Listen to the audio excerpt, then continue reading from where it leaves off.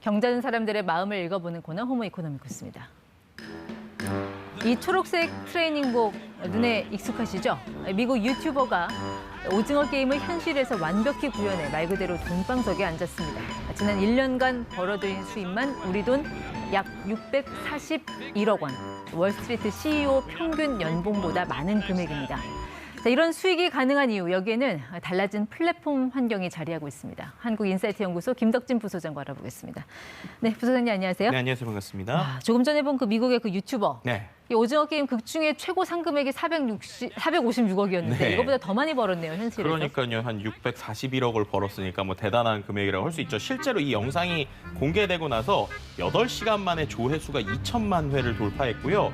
이 크리에이터 같은 경우에는 실제로 이미 구독자가 6천만 명, 그리고 누적 조회수, 그러니까 유튜브에서의 누적 조회수가 100억 회가 넘는 사람입니다. 근데 이러한 콘텐츠가 그렇게 인기를 끌 수 있었던 또 중요한 이유 중에 하나는 실제로 투자금이 상당히 커요. 네. 이 어떠한 그 행사를 하기 위해서 한 40억 정도를 투자했거든요. 그럼 우리가 생각을 해보면 이거는 예전엔 개인이 아니라 기업이나 미디어에서 할 수 있는 사이즈인데 이걸 개인 유튜버가 네. 이렇게 40억을 투자하고 수백억을 버는 구조가 지금 나왔다라는 것이죠. 근데 저렇게 돈을 많이 버는 사람이 그게 뭐 일부만의 얘기 아닌가요? 저게 이제 가능성은 충분해 보이는데 과연 대중으로까지 확산이 가능할지 여긴 조금 의문이 드는데요. 네, 근데 이제 확실히 세대가 바뀌고 시대가 바뀌면서 예전과 다른 좀 새로운 변화들이 있는 것 같습니다. 이러한 변화들을 최근에 이제 크리에이터 이코노미라고 표현을 하는데요. 예전에는 우리가 컨텐츠라고 하면 방송국이나 어떤 유명한 프로덕션의 컨텐츠를 봤다고 쳤을 때 최근엔 개인이 만드는 컨텐츠에 많은 사람들이 보다 보니까 이 영향력이 커지고 있다는 것이죠. 네. 그리고 실제로 이런 영상을 만드는 사람들 전 세계적으로 많아지고 있는데 실제로 지금 한 세계적으로 이런 영상을 만드는 크리에이터가 5천만 명 이상으로 추산이 되고 있고요. 그 컨텐츠를 만드는 인력 200~300만 명 더 하면은 거의 뭐 하나의 국가 수준까지도 많은 사람들이 참여하고 있다고 볼 수 있는 것이죠. 그동안에는 뭐 영상하면 유튜브, 텍스트면은 페이스북, 사진이면 인스타그램 이 정도 올리는 걸 생각했는데 네. 그렇게 시장이 커졌다는 얘기는 뭔가 좀 새로운 플랫폼들이 더 많이 등장을 했다는 이야기일까요? 그렇죠. 뭐 예를 들면 유튜브는 우리가 올리면 일부의 광고 수익을 주지만 인스타그램이나 페이스북 같은 데 내가 글을 쓴다고 돈을 주지도 않았잖아요. 근데 최근에는 내가 쓴 글에 전문성이 있고 이런 것들을 좋아한다면 돈을 받을 수 있는 플랫폼들이 생기는 것이죠. 어떤 플랫폼들이 뭐 제일 대표적으로 보시는 것처럼 뭐 패트리온이나 서브스택, 뭐 카메오 같은 걸 볼 수 있을 것 같은데 패트리온은 약간 어떤 사람이 그러니까 크리에이터가 영상을 올리거나 사진을 올리면 그것에 후원을 해주는 구조라고 보시면 될 것 같고요. 두 번째, 저 서브스택이 최근에 이제 기자들한테 상당히 핫한 건데요. 예를 들면은 기사를 어떠한 언론사가 아니라 개인이 영향력이 있어서 쓰게 되면은 그 영향력에 대해서 이제 돈을 받을 수 있는 구조라고 보시면 될 것 그 돈은 같습니다. 누구한테 받는 겁니까? 그 돈은 이 사람을 좋아하는 사람들이 마치 우리가 넷플릭스 구독하듯이 네. 개인들이 구독을 하게 되는 구조인데요. 보시는 것처럼 구독료의 90%, 그러니까 수수료 10%를 제외하면 그 돈들을 자기는 할 수 있으니까 컨텐츠를 그냥 계속 발행만 하면 되는 것이죠. 네. 심지어 이런 사람들이 처음에는 돈을 받기가 힘드니까 유명 IT 기자 같은 경우에는 최대 우리나라 돈 한 1억 원까지 처음에 어떻게 보면 보조금을 지원해주면서 자리를 네. 잡을 수 있게 뭐 구조를 만들고도 있습니다. 그러니까 유튜브, 페이스북, 인스타 그 다음은 무엇일까가 궁금했는데 이미 변화는 시작이 됐네요. 네, 맞습니다. 이제 이러다 보니까 오히려 유튜브나 페이스북 같은 데들이 이른바 사용자들이나 크리에이터를 잃게 되잖아요. 그러니까 그들도 조금 변화하고 있습니다. 제일 대표적으로 후원금 제도인데요. 우리가 보통 이제 광고를 통한 수익 제외를 하고도요. 크리에이터들이 어느 정도 영상을 만들거나 어떤 컨텐츠에 대한 활동을 한다라고 하면은 저기 보시는 것처럼 뭐 1억 달러에서 최대 뭐 틱톡 같은 경우는 20억 달러까지. 네. 그러니까는 광고가 붙지 않아도 플랫폼에서 직접 지원해주면서 네. 이 크리에이터를 플랫폼에서 키우고 있다라고 설명드릴 수 뭔가 있습니다. 이젠 플랫폼이 크리에이터들을 돈 주고 모셔온다는 그런 느낌이 들거든요. 좀 네. 갑을 관계가 바뀐 것 같은 그런 느낌? 네, 그럴 수밖에 없는 게 결국에는 이런 플랫폼들이 제일 잘하는 건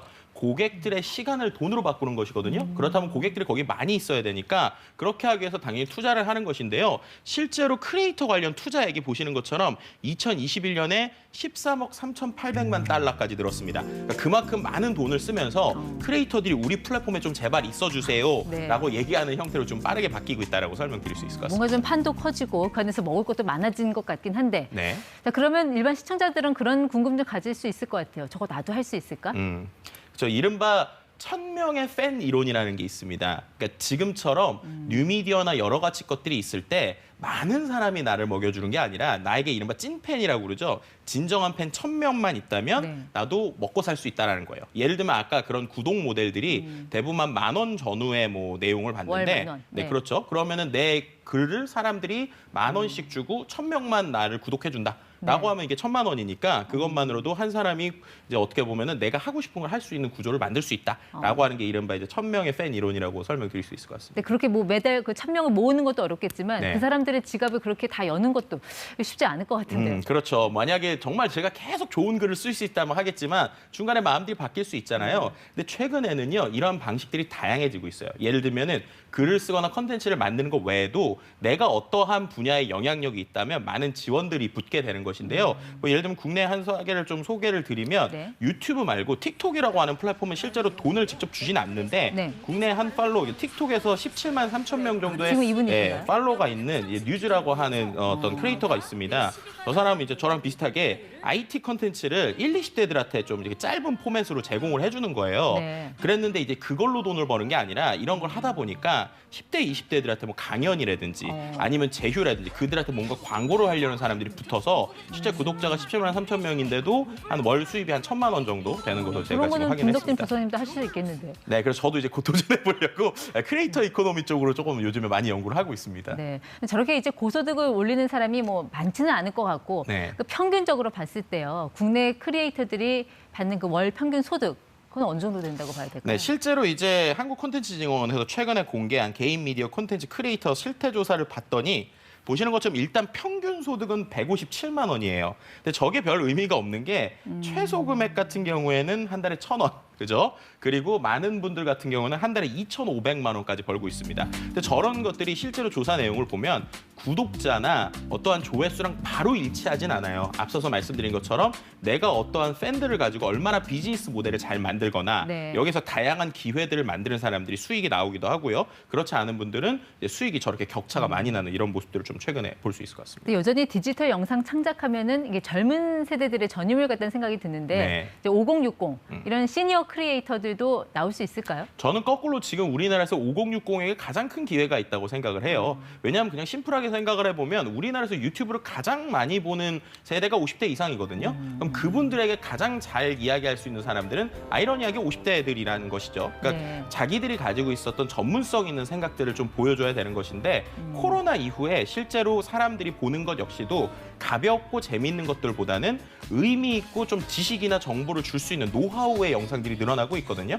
그러니까는 내가 지금까지 해왔었던 것들을 자연스럽게 내 친구에게 이야기한다는 개념으로 컨텐츠들을 만들게 되면 네. 분명히 이것도 하나의 시장이 있다라고 설명드릴 수 있을 것 같습니다. 그렇게 다양한 연령대의 창작자들이 짧은 시간 안에 뭔가 좀 조회수를 높이려는 그런 욕심이 앞선다면 네. 이게 좀 선정적이고 자극적인 그런 콘텐츠가 시장에 유입이 될 우려는 없을지 이 부분에 네. 대해서는 어떻게 보세요? 분명히 있고요. 관심을 끌기 위한 자극적인 컨텐츠나 혹은 가짜뉴스 같은 게 많을 수 있습니다. 하지만 중요한 것은 말씀드린 크리에이터 이코노미라는 건 결국엔 그 사람의 브랜드 혹은 그 사람이 가지고 있는 다면적인 것들을 장기적으로 소비하는 방식이거든요. 그렇기 때문에 한두 번은 그렇게 인기를 끌 수 있지만 장기적으로는 결국 내 제대로 된 지식과 아이디어, 컨텐츠가 있는 사람들이 살아남을 수 있는 게 이 크리에이티브 이코노미, 크리에이터 이코노미라고 설명드릴 수 있을 것 네, 같습니다. 결국 이 시장도 정말 눈 뜨면 바뀌는 정말 네. 급변하는 그런 시장이라는 생각이 드는데 앞으로 이 크리에이터 시장 미래는 어떻게 내다보고 계세요? 최근에 이제 NFT라고 하는 새로운 요소들이 계속 이야기가 되고 있잖아요. 근데 이 NFT야말로 크리에이터들의